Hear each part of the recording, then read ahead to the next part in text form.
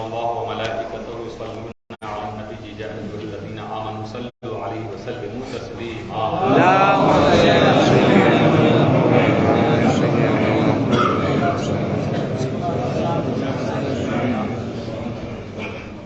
نام ہی نام ہے جو کچھ ہے حقیقت کے سوا، راستہ کوئی نہیں ان کی شریعت کے سوا۔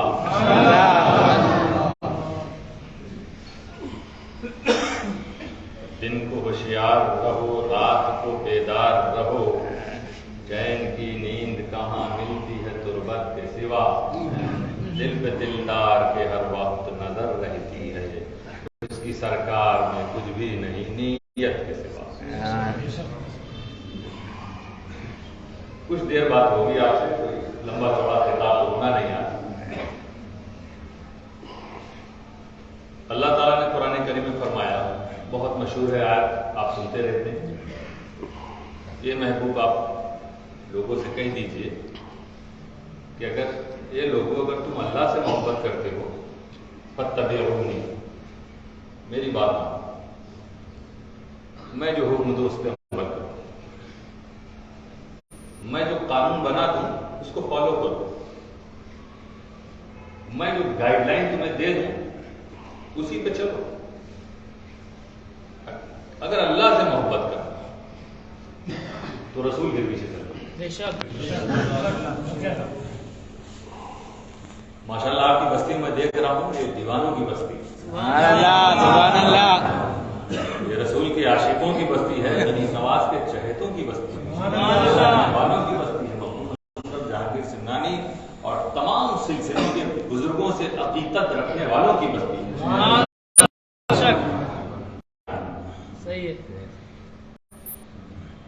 کلول شاید مجھے یاد نہیں، شاید پہلی بار میں آپ کی مسجد میں یہاں پر آیا ہوں، اب تک آتا تھا، شاید ایک بار کرنی ہے تو رسول کی پیروی کرو، یحببکم اللہ، تو اس کا رزلٹ یہ نکلے گا کہ پھر اللہ تم سے محبت کرے۔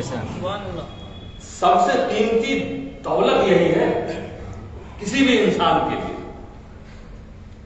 آپ کسی بھی ٹارگیٹ کو پہنچ جائیں، کسی بھی منزل کو پہنچ جائیں، وہ آپ کی کامیابی نہیں، سب سے بڑی کامیابی اور سب سے بڑا دھن یہی ہے کہ اللہ کی محبت حاصل کرے، اس سے بڑی کوئی چیز ہے ہی نہیں۔ اللہ تعالیٰ محبت کرنے لگے، اور یہ چیز اللہ فرما رہا ہے کہ بس اسی سے حاصل ہوگی، تم مصطفیٰ کی بات پہ چلنے لگو۔ تو اب اہلے کرو، ہم ان نوجوانوں سے کہیں گے آؤ تم آؤ شریعت کے راستے پہ چلنا شروع کرو، یہ خدا کی محبت کا راستہ ہے۔ صرف سنو نہیں علماء سے کہ کیا جائز ہے کیا ناجائز ہے، عمل کرو اس پر، کیونکہ یہ خدا کہہ رہا ہے کہ اے بندو تم مجھ پر ایمان رکھتے ہو، تم مجھ سے محبت کا دعویٰ کرتے ہو، تو سنو آؤ میرے محبوب کی پیروی کرو، پھر میں تم سے محبت کرنے لگوں۔ تو سماج میں بہت سی چیزیں چل جاتی ہیں، اس کا ہمارے مذہب سے ہماری شریعت سے کوئی لینا دینا نہیں رہتا، مگر ایسی پرمپرائیں چلتی چلی جا رہی ہیں، بہت سی جگہ سے لوگوں نے ختم کیا، آپ کے شہر سے بھی بہت سی چیزیں دور ہو رہی۔ ہم تو کبھی ڈیپلی جاننا چاہیں تو پتہ چلے کیا چیز ہے کیا نہیں، لیکن عام طور پہ جو بیماری ہر جگہ رہتی ہے وہ یہاں بھی ہو، جیسے آذانیں آ رہی ہوں، کان میں آواز جا رہی ہے حی علی الصلاۃ حی علی الفلاح کی، ہمارے پاس ٹائم بھی ہے تب بھی ہم نہیں آتے مسجد کی طرف۔ تو اب کیسا عشق ہے یہ رسول صلی اللہ علیہ وسلم، یہ کیسی محبت ہے جو ایک نوجوان مسلمان کا قدم مسجد کی طرف نہ آ سکے، اس کا ماتھا خدا کی بارگاہ میں نہ جھکے، وہ التحیات نہ پڑھے، وہ نبی پر درود آ کے خدا کی عبادت کے بیچ میں نہ پڑھے اور کہے نعرے رسالت یا رسول اللہ۔ نعرے رسالت کا مطلب رسالت کا نام، رسالت میسج کو کہتے ہیں، پیغام کو کہتے ہیں، سندیش کو کہتے ہیں، اور رسول سندیش دینے والے کو کہتے ہیں۔ تم نے پیغام میسج آف اسلام کو بلند کیا، نعرہ اور عمل نہیں، تو کہیں نہ کہیں ہم نہیں کہتے کہ تمہاری محبت جھوٹی ہے کیونکہ دل سے محبت کر رہے ہو، لیکن نظر نہیں آ رہی۔ وہ لوگ جو محبت نہیں کرتے ہیں رسول سے اور تم جو محبت کرتے ہو، فرق دونوں میں کیا دکھ رہا؟ کچھ ڈفرنس نظر آنا چاہیے۔ تمہاری محبت کا اثر تمہارے ماتھے پہ نظر آوے، تمہارے ہاتھوں میں نظر آوے، تمہارے پیروں میں نظر آوے، تب تو لگے گا کہ یہ محمد عربی کا غلام ہے، کہ یہ غلام صرف پیدائش سے لے کے موت تک جلوس نکالے گا، جلسہ کرے گا، لنگر کھائے گا، جلسوں میں آئے گا، نعرے لگائے گا اور چلا جائے گا، کہے گا ہم عاشق مصطفیٰ۔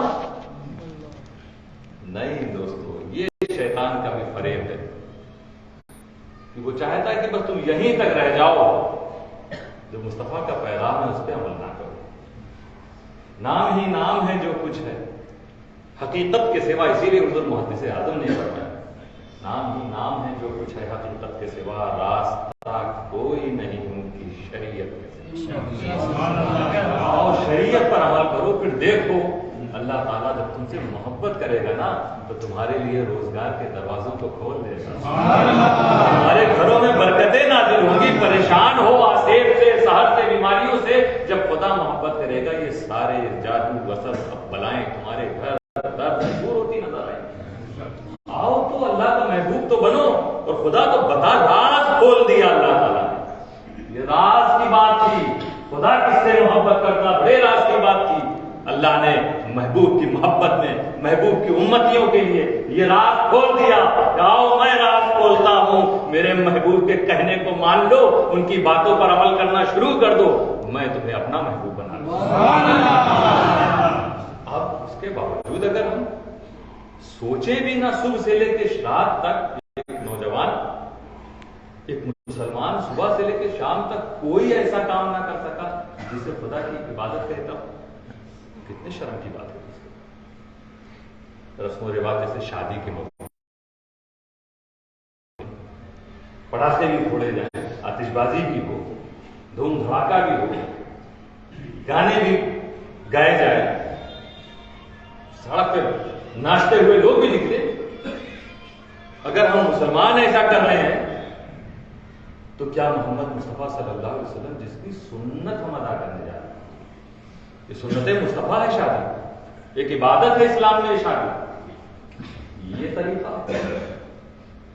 اسی لیے میں کہتا ہوں یہ کسی کے دور کرنے سے تو نہیں ہوگی، جسے دولہا بننا وہ نوجوان خود طے کرے۔ نہیں، ہم سنت مصطفیٰ ادا کریں گے تو ہماری شادی کی محفل میں نعت مصطفیٰ گنگنائیں گے۔ ہمیں نہیں چاہیے یہ فلمی گانے، یہ ٹول تماشے، یہ آتش بازی، ہم یہ سب لٹائیں گے نہیں، بلکہ اگر ہمارے پاس پیسہ زیادہ ہے تو ہم دیکھیں گے کہ ہماری بستی میں کوئی ایسی بیٹی یا بیٹا ہے کہ جس کے پاس رشتہ ہے، پیسہ نہیں ہے، صرف اس کا نکاح نہیں ہو پا رہا ہے، ہم خاموشی سے جا کے اسے بھی پیسہ دے کر آئیں گے تاکہ ادھر ہمارا نکاح ہو اور وہ جب اس کے ماں باپ چاہیں اس کا بھی نکاح کریں۔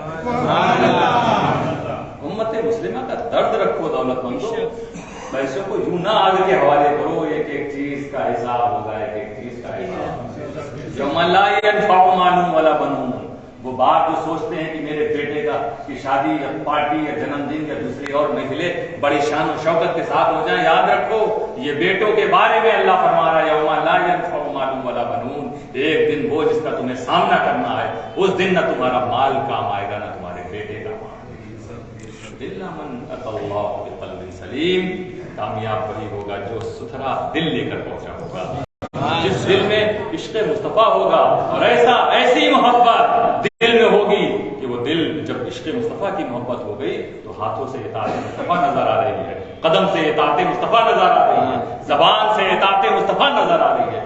ایسی محبت دل میں ہوگی، ایسے دل والوں کو نجات ملے گی۔ تو یہ نوجوان خود طے کریں۔ آپ جب یہ جذبہ پیدا کر لیں گے اس چیز کا، آپ کو دیکھ کے دوسرے نوجوان تیار ہوں گے، انشاءاللہ تعالیٰ دیکھو کتنی روحانیت ہوتی ہے۔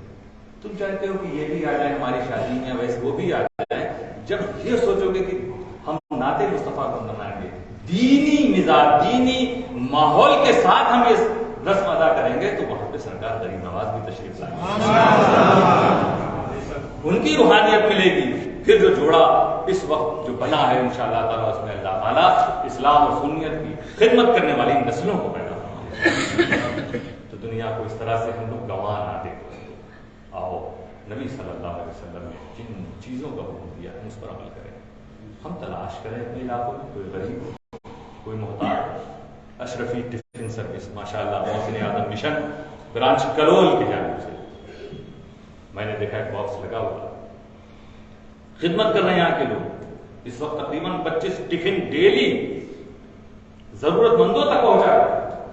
یہ وہ خدمت ہے, بھوکوں کو کھانا کھلانا, کہ ہم جن کی نیاز کرتے ہیں نا بڑے دھوم دھڑاکے سے اور سوچتے ہیں کہ سرکار غوث اعظم بہت خوش ہوں گے. یقیناً وہ راضی ہوں گے, خوش ہوں گے جب ہم ان کا لنگر کرتے ہیں. لیکن وہ کیا کہہ رہے ہیں کہ اگر میرے پاس کائنات کی ساری دولت آ جائے تو میں اسے بھوکوں کو کھانا کھلانے میں خرچ کروں. تو کبھی یہ دیکھ لینا کہ تمہارے علاقے میں, تمہارے محلے میں, تمہاری گلی میں ایسا تو نہیں کہ کسی کو آدھا پیٹ کھانا مل رہا, بیچارے کے پاس روزگار بھی نہیں, قرض لے کر وہ روٹی لے رہا. تو یہ اس کو قرض کے بوجھ سے ہلکا کرنے کی کوشش کرو. یہ بھی بہت بڑی عبادت ہے. اس کے لیے کھانے کا انتظام کراؤ. الحمدللہ یہ محسن آدم مشن کی کلول برانچ اتنا تو کر دو کہ کم سے کم اس برانچ کے ذمہ داروں کو آ کے بتا دو کہ فلاں بستی میں ایک بھوکا آدمی رہتا ہے, وہاں بھی آپ اپنا ٹفن پہنچا دیا کرو. یہ بھی خدمت ہو جائے. تو یہ ہے سماج سیوا, امت کی خدمت. یہ جذبہ اپنے اندر پیدا کرو. ہر آدمی ایک دوسرے کی ہیلپ کرنے کی کوشش کرے, جو رسول صلی اللہ علیہ وسلم نے سکھایا ہے. رسول نے یہی حکم دیا ہے سب کو. رسول تو یہ فرماتے ہیں کہ اگر تم میرے پاس آنا چاہتے ہو, مجھے تلاش کرنا چاہتے ہو, تو رسول کی حدیث سے پتہ چلا کہیں اور جانے کی ضرورت نہیں ہے کہ تم جاؤ فلاں جگہ رسول ملیں گے, فلاں جگہ رسول ملیں گے, فلاں جگہ. اس وقت اگر تم سوچو تمہیں رسول مل جائے تو کتنے نصیب کی بات ہوگی. مگر میرے رسول نے کہا مجھے تلاش کر رہے ہو, ابغونی فی ضعفاء, تم اپنے کمزور لوگوں کے پاس جاؤ, میں ان کی خدمت کر دو گے, سمجھ لو تم نے رسول اللہ کی خدمت کی, تم نے ان کے گفٹ دیا, تم نے ان کو تحفے پیش کیے. یہ میرے رسول فرما رہے ہیں. اتنی محبت رسول کو کمزور لوگوں سے, آنسو بہائے ہیں رسول صلی اللہ علیہ وسلم نے ایسے کمزور لوگوں کے لیے. کیوں خود بھوکے رہتے تھے میرے رسول, تاکہ میرے کمزور امتی, بھوکے امتی, لاچار امتیوں کو کبھی بھوک کا سامنا کرنا پڑے تو وہ پریشان نہ ہو. تو مجھے یاد کرنے کہ جب آقا بھوک کے وقت پیٹ میں پتھر باندھ لیتے تھے, تو آج بھوکے رہنا بھی, فاقہ کرنا بھی, اور فاقہ کرتے ہوئے صبر کرنا, یہ بھی سنت مصطفیٰ. سبحان اللہ. یہ جذبہ ہم لوگ پیدا کریں ہم سب. خاص طور سے میں نوجوانوں سے اپیل کرتا ہوں کہ کسی بھی قوم کی فیوچر کو برائٹ بنانا ہو, روشنی دینی ہو, تو اس قوم کے نوجوانوں کو آگے انہیں اپنے اندر اصلاح کرنی پڑے. ماشاءاللہ آپ کے اور ہمارے بزرگوں نے اپنے وقت میں بہت کام کیا ہے, اور آج انہیں فکر اس بات کی ہے کہ ہماری نوجوان نسل کہیں بھٹک نہ جائے. ایک طرف عقیدہ چھیننے والے موجود, ایک طرف دین چھیننے والے لوگ موجود, ایک طرف اعمال چھیننے والی یہ ساری شیطان نے سارے انتظامات کر دیے ہیں کہ تم غافل رہو, غافل رہو, غافل رہو. ان ساری چیزوں سے اگر تمہیں اپنے آپ کو نکالنا ہے دوستو, تو دن کو ہوشیار رہو, رات کو بیدار رہو, اور یہ سوچ لینا کہ یہاں تمہیں سکون نہیں ملے گا. چین کی نیند کہاں ملتی ہے تربت کے سوا, قبر میں سے تم کو سکون ملے گا. تو جہاں سکون ملنا ہے اس کی تیاری کرو, اس کے لیے بڑھو, اور اس کی تیاری یہی ہے کہ تم اپنے گھروں کو عبادت سے سجاؤ, قرآن کی تلاوت سے چمکاؤ, اپنے والدین کی خدمت سے اپنے گھروں میں خوشبو پیدا کرو. راضی ہو گئے والدین, چاہے جیسے ہو والدین, نہ سمجھو کہ وہ بہت بڑا عالم ہونا چاہیے, بہت بڑا قاضی ہونا چاہیے, بہت بڑا ولی ہونا چاہیے, ولیہ ہونا چاہیے ماں باپ کو. نہیں, اسلام نے تو یہ کہا نہیں, ماں اور باپ, ماں کی دعا اگر زبان سے نکل گئی تو وہ رد نہیں. وہ خدمت کرو, ان کی نافرمانی نہ کرو, ان کو تکلیف نہ پہنچاؤ. یہ عبادت ہے دوستو. بیوی ہے, اس کے حقوق ادا کرو, یہ عبادت ہے. پڑوسی کے ساتھ منہ موڑ کے نہ نکلو. اس نے اگر تکلیف بھی پہنچا دی تو کوشش کرو کہ اس کا دل تمہارے تعلق سے صاف ہو جائے. یہ جگہ جو بھی زیادتی کر رہا ہے وہ اچھی طرح جانتا میں نے جانتا میں کو زیادتی سے ہم نے اگر مان لیجیے پڑوسی کی آدھا گز زمین لے لی ہے تو یہ قبر میں ہم زمینوں میں دبائے جائیں گے. جن بچوں کے لیے ہم نے لی ہے زمین وہ بچے تو عائش کر رہے ہیں اور باپ قبر میں تڑپ رہا ہے, قیامت تک وہ زمین اسے دبائے گی. تو حق تلفی نہ ہو, حق تلفی کرنے والا جانتا ہے کہ حق تلفی کر رہا. کنفیوژن اگر ہو گیا ہے تو کنفیوژن کریٹ ہو تو دور ہو سکتا ہے. تو کہنے کا مطلب ہے محبت کا ایک ماحول پڑوسی کے بیچ میں ہو, محلے میں رہنے والے لوگوں کے بیچ میں ہو, بھائی میں ہو. بھائی میں جھگڑا ہونے کے بعد بٹوارا ہوتا. ہم تو کہتے ہیں ہر والد کو یہ چاہیے کہ اپنی زندگی میں طے کرے. جہاں اکثر یہ دیکھا گیا جہاں والد اس چیز میں چوکے اور وصال کر گئے, بسا اوقات دیکھا گیا ہے کہ پھر بٹوارے کو لے کے جھگڑا ہوا اور لڑ جھگڑ کے بٹوارا. لیکن اگر والد اچھے ماحول میں طے کر کے چلے جائیں گے میرے اس بیٹے کے لیے یہ ہے, اس بیٹے کے لیے یہ ہے, اس بیٹی کے لیے یہ, تو دوستوں الگ الگ تو رہیں گے لیکن محبت کے ساتھ رہیں گے. اس لیے یہ وہ ساری چیزیں ہیں جو آپ اپنے فیوچر میں اپنے بچوں کے لیے طے کر کے جائیں گے. چھوٹی سی بھی جگہ ہے تو اس کا بھی اس کی تقسیم سب کو معلوم ہو, میرا یہ حصہ ہے وہ حصہ ہے, لکھا پڑھی کے ساتھ ہو جائے تو کوئی حرج نہیں. یہ وہ ساری چیزیں ہیں. اسلام میں وراثت کا نظام ہے. وصال کے بعد بٹوارا ہوتا ہے وارث, لیکن شروع ہی سے جب اچھا ماحول بھائیوں میں ہوگا تو آگے چل کے کوئی اختلاف نظر نہیں آتا. برکتیں تب دور ہوتی ہے گھر سے جب ایک دوسرے میں جھگڑا ہوتا ہے, عورت میں جھگڑا ہوگا, مرد میں جھگڑا ہوگا. تو یہ سارے مسائل ختم کرنا یہ ہم سب کی اپنی ذمہ داری ہے. رسول صلی اللہ علیہ وسلم نے یہی تو فرمایا. اسی لیے تو اللہ جو فرما رہا ہے میں تم کو محبت کروں گا, میرے رسول کی بات تو مانو. رسول نے کیا کہا, خیرکم لأہلہ, تم میں بیسٹ وہ ہے, بہتر وہ ہے جو اپنے پریوار والوں کے لیے بہتر, جو اپنے فیملی ممبرز کے ساتھ بہتری کرے وہی باہر بہتر کہہ رہا ہے.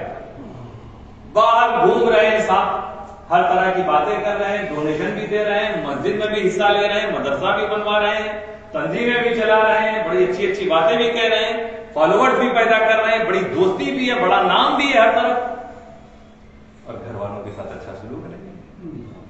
ماں باپ کو گھر سے نکال دیا گیا, بھائی بہن میں آپس میں اتحاد نہیں, گھر والوں میں بیوی کو تکلیف دی جا رہی.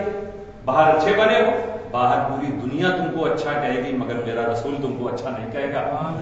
کہ رسول نے فرمایا کہ خیرکم لأہلہ, تم میں بیسٹ وہ ہے جو اپنے پریوار والوں کے ساتھ بیسٹ. یہ وہ چیزیں ہیں دوستوں جسے ہم لوگوں کو جہاں کمی اپنے اندر ہو اس کو دور کرو, اس کمی کو دور کر کے دنیا سے رخصت ہو. یہ آیت کریمہ کا انعام تمہارا انتظار کر رہا ہوگا کہ اے لوگوں اگر تم اللہ سے محبت کا دعویٰ کرتے ہو فاتبعونی, تو مصطفیٰ کی ایک بات پر عمل کرو, یحببکم اللہ, تو اللہ تم کو اپنا محبوب بنا لے گا. واخر دعوانا